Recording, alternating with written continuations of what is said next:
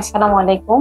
আমি ডক্টর ফারজানা নাসরিন আপনাদের সাথে দাঁতের কিছু ক্লিনিক্যাল কোশ্চেন আমরা টেস্ট করি সেটা নিয়ে কথা বলতে চাচ্ছি। আমাদের কাছে অনেক সময় পেশেন্ট আসে মিসিং টিথ প্রবলেম নিয়ে, যে এটি কিভাবে সমাধান করবে। এখানে দুইটা অপশন থাকে ট্রিটমেন্টের, যে সে যাদের হচ্ছে যে সময় কম থাকে সেক্ষেত্রে তারা আলগা দাঁত বসিয়ে নিতে পারে, বা ফিনান্সিয়াল ইস্যুস থাকলেও সেক্ষেত্রে আলগা দাঁত চয়েস করতে পারে। আর আদারওয়াইজ তাদের যদি সময় থাকে বা প্রপার ট্রিটমেন্টটা চায়, সেটার একদম স্পেসিফিক যে ট্রিটমেন্টটা সবচেয়ে ভালো সেটা হচ্ছে আমাদের ইমপ্ল্যান্ট করে নেওয়া, যে সেই ক্ষেত্রে হচ্ছে আপনার একটা আর্টিফিশিয়াল রুট মিসিং টিথের জায়গায় বসিয়ে দেন রাউন্ড করে নেওয়া। আরেকটি অপশন হচ্ছে ফিক্সড এর ক্ষেত্রে ইমপ্ল্যান্টের ব্যাপারটা হচ্ছে একটু কস্টলি হয় এন্ড সার্জিক্যাল ইস্যুতে অনেকে যেতে চায় না, সেক্ষেত্রে উনি ব্রিজ বসাতে পারে, সেটাও ফিক্সড ট্রিটমেন্ট। ব্রিজের ক্ষেত্রে হয় মিসিং টিথের দাঁতটি বসাতে গেলে পাশাপাশি দুটো দাঁতের হেল্প নিতে হয়, বা এটাকে আমরা অ্যাবাটমেন্ট টিথ বলি ক্লিনিক্যালি। সেক্ষেত্রে আমাদের হচ্ছে ভাইটাল দুটো টিথ ইউজ করতে হয়। দুটো ফিক্সড ট্রিটমেন্ট যে দুটি অপশন, যে ইমপ্ল্যান্ট এন্ড ব্রিজ, সেক্ষেত্রে সবচেয়ে বেশি আমাদের যে